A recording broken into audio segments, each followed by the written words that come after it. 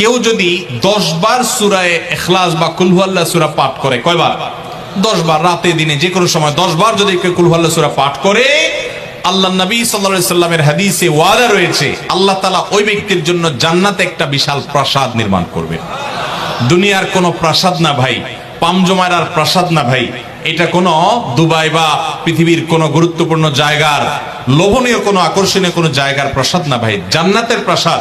দুনিয়ার প্রাসাদ রেখে চলে যেতে হবে, জান্নাতের প্রাসাদ যে একবার পেয়ে যাবে অনন্ত অসীমকাল পর্যন্ত আর তার সেখান থেকে বের হতে হবে না, তার থেকে ছুটবে না। আল্লাহ আমাদের সবাইকে ফজিলত অর্জন করার তৌফিক দান করুন, আমিন। কেউ যদি 10 বার সূরা ইখলাস বা কুল হুয়াল্লাহ সূরা পাঠ করে, কয়বার? 10 বার, রাতে দিনে যে কোনো সময় 10 বার যদি কেউ কুল হুয়াল্লাহ সূরা পাঠ করে, আল্লাহ নবী সাল্লাল্লাহু আলাইহি সাল্লামের হাদিসে ওয়াদা রয়েছে আল্লাহ তাআলা ওই ব্যক্তির জন্য জান্নাতে একটা বিশাল প্রাসাদ নির্মাণ করবে। দুনিয়ার কোনো প্রাসাদ না ভাই,